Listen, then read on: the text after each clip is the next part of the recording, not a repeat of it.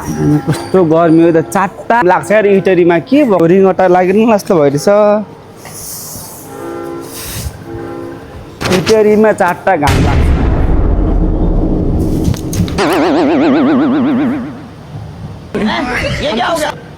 अहिले दाइलाई के भयो दाइ ए दाइ होइन दाइ त के हो नि दाइ उठ्नु न लु के भयो नि खै खै यसले हाम्थ्यो दाइ छैन त हो चाल्छु यसले पो ठिक हुन्छ कि क्या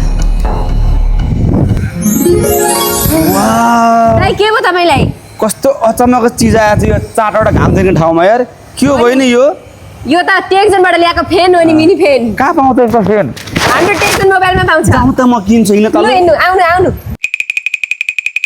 साउजी साउजी यो फेनले मेरो ज्यान बचाएको छ यसलाई कति पैसा पर्छ हौ मात्रै 400 ह्यान्डी एकदम राम्रो जसले पनि जता पनि लिएर जान मिल्ने बुढो बालका केटाकेटी नानी आमा सबैको लागि एकदम राम्रो मैले त इटरीको 38 डिग्रीको घामबाट बस्नको लागि यो फेन लिसके अब पालो तपाईँहरूको आउनुहोस् टेक्सन है सबजना